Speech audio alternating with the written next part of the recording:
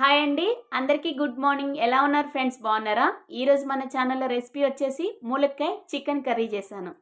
చాలా టేస్టీగా చికెన్ అయితే ఎన్నో రకాలు చేస్తారు కదా, ఇలా ఒక్కసారి ములక్కాయతో ట్రై చేయండి. డిఫరెంట్ టేస్ట్ అని చెప్తాను ఫ్రెండ్స్, అంత బాగుంటుంది.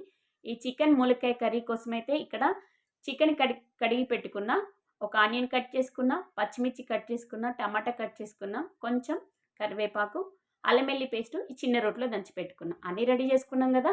ఇప్పుడు కర్రీ కోసం గిన్నె పెట్టేసుకొని, గిన్నె హీట్ ఎక్కిన తర్వాత ఆయిల్ పోసుకొని కొంచెం జీలకర్ర వేసుకుందాం. జీలకర్ర చిటపటలాడిన తర్వాత కట్ చేసి పెట్టుకున్న పచ్చిమిర్చి ముక్కలు వేసుకుందాం. పచ్చిమిర్చి వేసుకొని పచ్చిమిర్చి బాగా మగ్గించుకుందాం. కొంచెం మగ్గింది అనుకున్నప్పుడు కట్ చేసి పెట్టుకున్న ఆనియన్ ముక్కలు కూడా వేసుకుందాం. ఆనియన్ ముక్కలు వేసుకొని ఆనియన్స్ పచ్చిమిర్చి బాగా ఆయిల్లో కలిసేలాగా కలుపుకొని మగ్గించుకుందాం. ఇలా కలుపుకుంటూ బాగా మగ్గించుకోవాలి. స్టవ్ మంట తగ్గించుకోండి. పోపు అనేది మాడకుండా చూసుకోండి. ఇలా కలుపుకుంటూ మగ్గించుకోవాలి. కొంచెం మగ్గింది అనుకున్నప్పుడు ఇందులోకి కరివేపాకు కూడా వేసుకుందాం. అలాగే అల్లం వెల్లి పేస్ట్ కూడా వేసుకుందాం. అల్లం వెల్లి పేస్ట్ అయితే ఎప్పుడైనా నేను అప్పటికప్పుడే ప్రిపేర్ చేసుకొని వేసుకుంటా అండి. చాలా టేస్ట్ ఉంటుంది. ఏ కర్రీ అయినా సరే అప్పటికప్పుడు చిన్న రొట్టెలో దంచేసుకోండి, చాలా బాగుంటుంది. ఇలా ఆనియన్స్, పచ్చిమిర్చి, ఈ అల్లం వెల్లి పేస్ట్ పచ్చిదనం పోయేంత వరకు బాగా ఆయిల్లో మగ్గించుకోవాలండి. చూడండి, బాగా రెడ్ కలర్ వచ్చేంత వరకు మగ్గిపోయింది కదా. దీంట్లోకి టమాటా ముక్కలు వేసుకుందాం.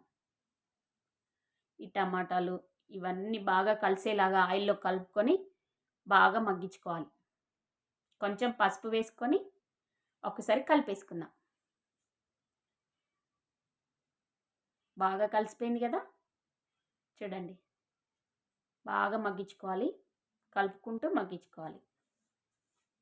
దీంట్లోకి ములక్కాయ ముక్కలు వేసుకుందాం.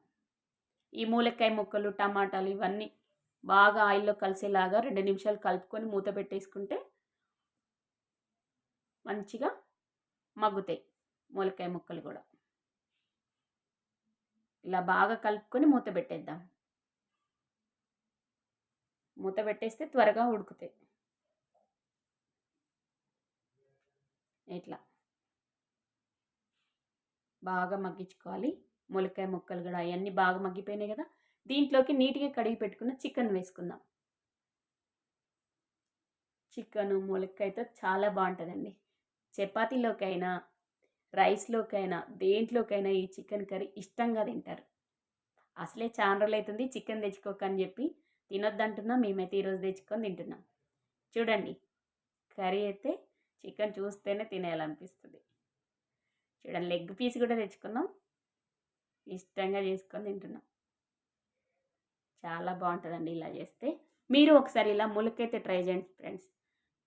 చూడండి, బాగా ఆయిల్లో మగ్గేటట్టు చికెన్ని 2 నిమిషాలు మూత పెట్టేసుకొని చికెన్లో వాటర్ అనేది వచ్చి ఇంకిపోయేంత వరకు బాగా మగ్గించుకోవాలండి. స్టవ్ మంట తగ్గించుకొని మగ్గించుకుందాం. ఇట్లా బాగా కలుపుకొని మగ్గించుకుందాం. ఇవి మగ్గేలోపు మసాలా ప్రిపేర్ చేసుకుందాం. యాలకులు, లవంగాలు, చెక్క మిక్సీ జార్లో వేసుకొని కొంచెం కొబ్బరి పొడి, ధనియాలు, ఎండు కొబ్బరి, ధనియాలు ఇవన్నీ బాగా మిక్సీ బట్టి పేస్ట్ లాగా చేసుకుందాం. ఇలా పేస్ట్ రెడీ అయిపోయింది కదా. ఇప్పుడు చికెన్ చూడండి, చికెన్ బాగా మగ్గిపోయిందిగా. ఈ మసాలా పేస్ట్ చికెన్లో వేసుకుందాం.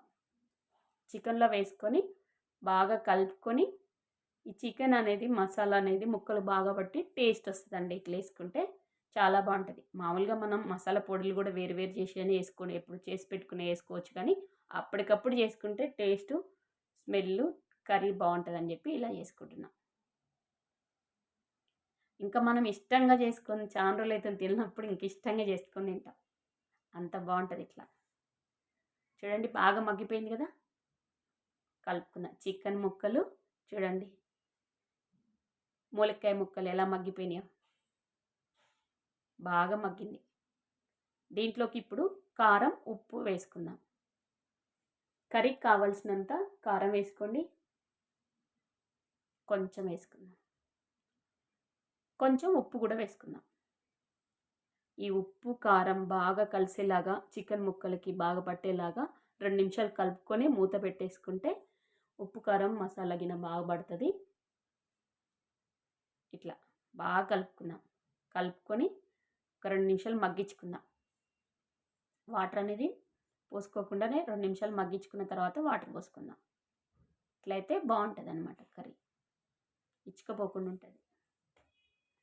అదే మనం కారం వేయగానే వాటర్ పోస్తే కర్రీ అనేది బాగుండదు. 2 నిమిషాలు మూత పెట్టేసుకుందాం. చూడండి ఎలా ఉడుకుతుందా. బాగా ఉప్పు కారం బాగా పట్టింది కదా. ఇప్పుడు దీంట్లో గ్రేవీ కోసం వాటర్ యాడ్ చేసుకుందాం. ఇలా మరి వాటర్ ఎసరు అనేది ఎక్కువ పోసుకోకండి, తక్కువ పోసుకోండి, మీడియం ఉంచుకోండి గ్రేవీతో. మరి వాటర్ ఎక్కువైతే టేస్ట్ మిస్ అవుతాం. గ్రేవీగా బాగుండాలి. ఎండు కొబ్బరి వేసుకున్నాం కదా, కర్రీ కూడా చిక్కదనం వస్తుందండి, టేస్ట్ బాగుంటుంది, చిక్కదనం ఉంటుంది.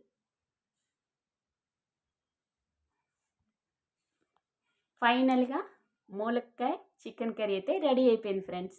నేనైతే ఇలా చేశాను. మీరు కూడా ఒకసారి మీ ఇంట్లో ఇలా ట్రై చేయండి, మీ ఇంట్లో వాళ్ళకి పెట్టండి, ఇష్టంగా తింటారు. డిఫరెంట్ టేస్ట్ అని చెప్తాను, చాలా బాగుంటుంది.